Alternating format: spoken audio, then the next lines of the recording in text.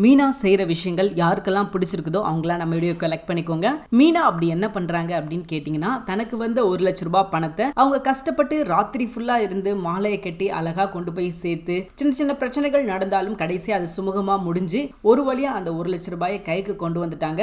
இப்போ மீனா என்ன நினைக்கிறாங்க அப்படின்னா, முத்து பாவம் தன்னால தான், அதாவது தன்னோட தம்பியால தான் அவர் வந்து காரை வித்துட்டு ஆட்டோ வாங்கி ஓட்டிக்கிட்டு இருக்காரு அப்படின்ற ஒரு சின்ன மனக்குமுறல் அவங்களுக்குள்ள இருக்குது. அதனால அவங்க என்ன பண்றாங்க அப்படின்னா, முத்துவுக்கு ஒரு கார் வாங்கி கொடுக்கலாம் அப்படின்னு சொல்லிட்டு ஆல்ரெடி பார்த்துட்டு வந்துட்டாங்க. அவங்க வந்து என்ன சொல்றாங்க அப்படின்னா, ஒரு 80,000 கொடுத்தா நீங்க இந்த காரை எடுத்துக்கலாம் அப்படின்ற மாதிரி சொல்றாங்க. இவங்க கிட்ட பாத்தீங்கன்னா 60,000 தான் இருக்குது. எப்படியாவது அந்த காரை வாங்கி ஆகணும் அப்படின்ற மாதிரி சொல்ல, காரோட வேல்யூ பாத்தீங்கன்னா 3,00,000. ஆரம்பத்தில் நீங்க ஒரு 80,000 கொடுத்துட்டு நீங்க காரை தாராளமா எடுத்துக்கலாம் அப்படின்ற மாதிரி அந்த ஓனர் சொல்லிட்டாரு. 60,000 தான் கையில இருக்குது. இனி ஒரு 20,000 என்ன பண்றாங்க அப்படின்னா, கடன் வாங்கி இந்த காரை முத்துவுக்கு எடுத்து கொடுக்கணும் அப்படின்னு சொல்லி ரொம்பவே ஆசைப்படுறாங்க. இந்த இடத்துல விஜயா என்ன நினைக்கிறாங்க அப்படின்னா, ரோஹிணி வந்து பார்லர் வச்சிருக்கா, எனக்கு பாக்கெட் மணி அப்படின்னு சொல்லிட்டு கொஞ்சம் அமௌண்ட் கொடுக்குறா, இதே மாதிரி கொடுக்கறதுக்கு யார் இருக்கிறா அப்படின்ற மாதிரி மீனா கிட்ட இருந்து எப்படியாவது காசை கறக்க முடியுமா அப்படின்னு சொல்லி பாக்குறாங்க. மீனா பாத்தீங்கன்னா பெருசா ஒன்னும் கண்டுக்கிடல. மீனா வந்து பீரோல் கிட்ட நிக்கிறாங்க. அதை பார்த்துட்டு ரோஹிணி அவ பீரோல் கிட்ட தான் நிக்கிறா அப்படின்ற மாதிரி விஜயா கிட்ட சொல்ல, உன்ன மாதிரி என் மேல மரியாதை வச்சிருந்தா யாராவது ஏதாவது விஷயங்கள்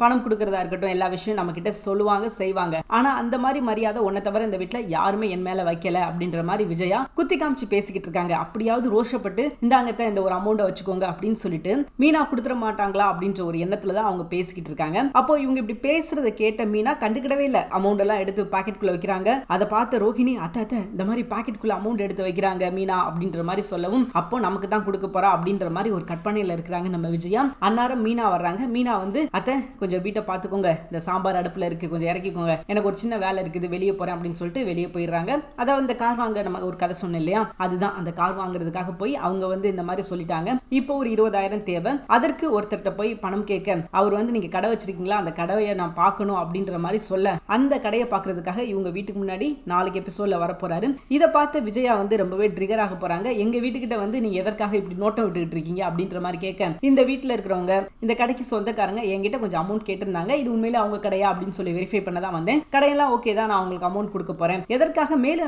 20,000 கேட்டா அப்படின்ற மாதிரி விஜயா கேள்வி கேட்கறாங்க. அதை நான் அவங்க கிட்ட சொல்லிக்கிறேன் அப்படின்ற மாதிரி சொல்லிட்டு இவர் கிளம்பிடுறாரு. அதாவது அவரோட பேர் பாத்தீங்கன்னா தண்டபாணி. அவர் வந்து என்ன பண்ண போறாரு அப்படின்னா, மீனாவுக்கு மேலும் ஒரு 20,000 கொடுத்து அந்த கார் வாங்குறதுக்கு உதவி பண்ண போறாரு.